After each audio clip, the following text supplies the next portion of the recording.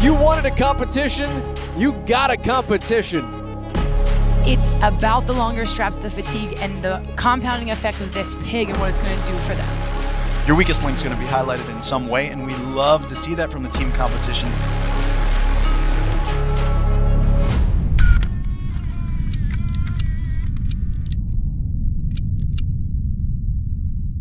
You know, if you're interested in the theory of CrossFit, there's going to be three major movement categories that you have to play around with. You've got monostructural movements, traditional kind of cardio. You've got gymnastics movements, which is just moving your body weight. And then you've got weightlifting, which is moving an external object. And those are general categories that we can use to start to make sure that you have your bases covered.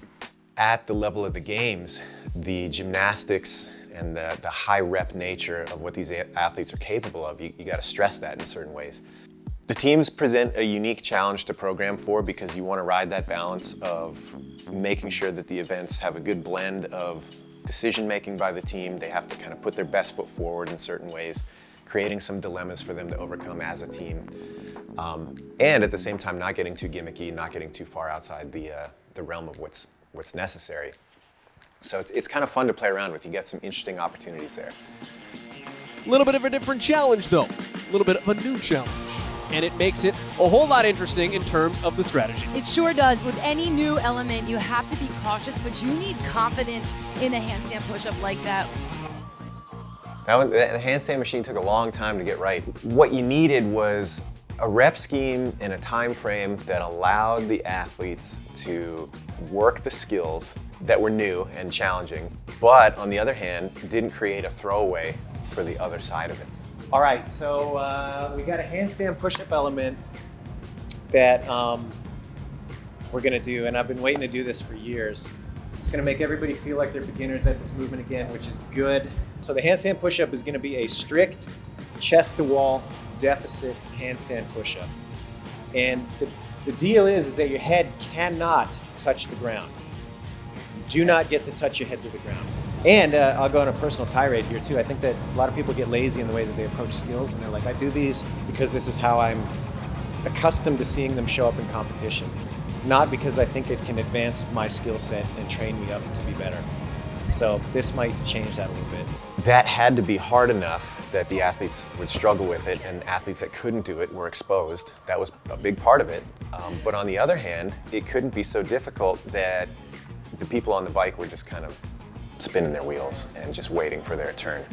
So it took a lot of time to get it right, where those athletes on the handstand would finish in a way that would push the athletes on the bike to have to keep up with that pace. And therefore the bike effort became a big deal. And I think that was one of the workouts that we probably did the most testing on throughout the entirety of the game's progression. It's just like we had to do it again, we had to do it again.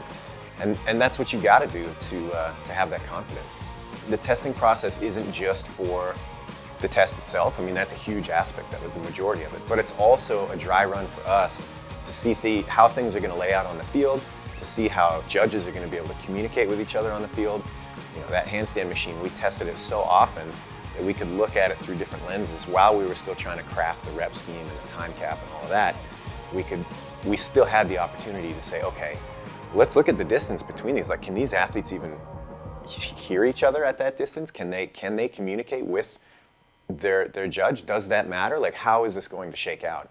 And make some adjustments. Like, I think in addition to the rep schemes and the little adjustments to that test, I think we had like half a dozen floor plans for that before we finally landed on the one that made sense. Yeah, that was a fun one. And that was a great example too of one test that I thought was going to be a stretch for the field. And it was effectively the athletes versus the test. You know, we talked a lot about how I think in most cases you want the intensity and the effort that the athletes bring to it. That is the test. But there are certain instances where you're going to stretch the field, and this was one of them for the teams. We wanted it to be, okay, here it is, it's a test. We don't know if anybody's going to finish it. What do you guys have?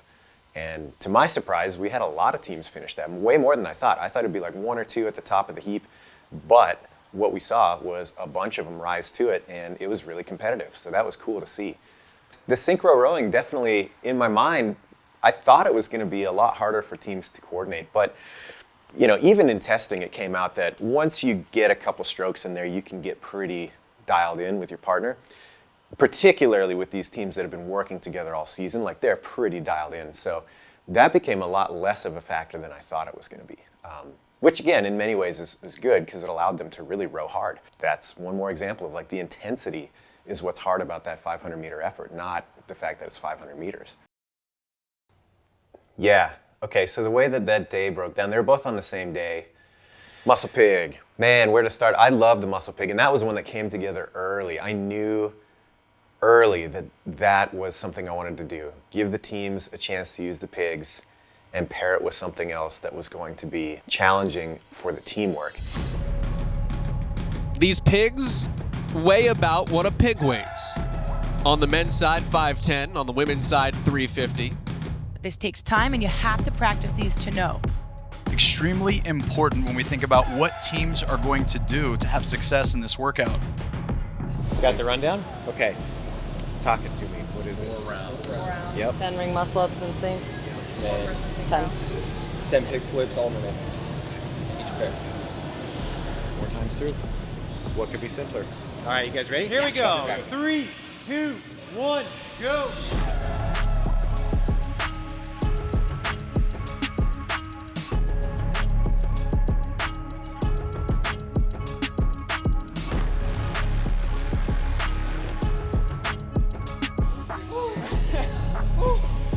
Hell yeah, nice job.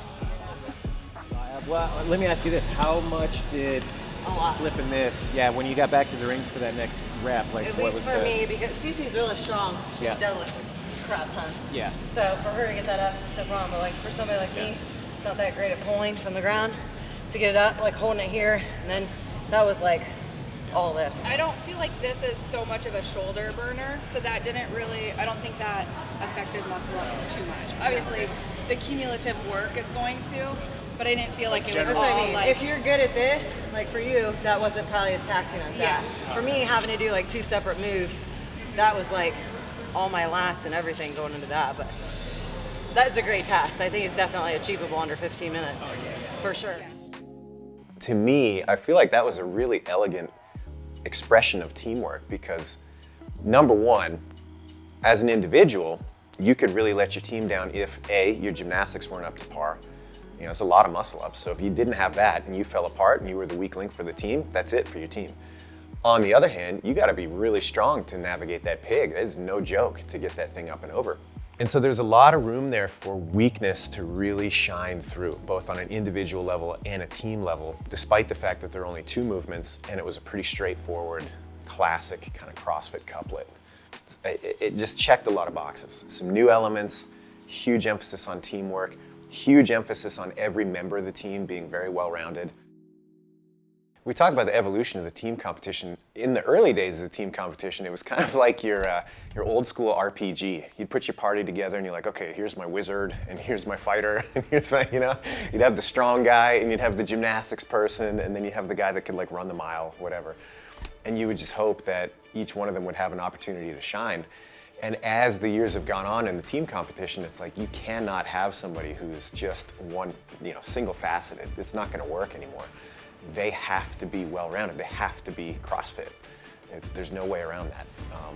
And I think that's the way that you're going to continue to see the team competition evolve.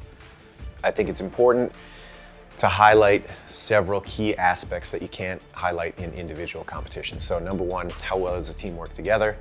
Number 2, who is the weak link, and can that weak link be exposed in a way that the best team is going to be the one that is the most consistent? Can the team strategize when they're faced with decisions that they have to make? And so kind of mixing those elements on top of just the baseline of the individual competition of who's got the fitness that spreads the widest. So mixing those elements in, I think, kind of gets closer to the heart of what the team competition is.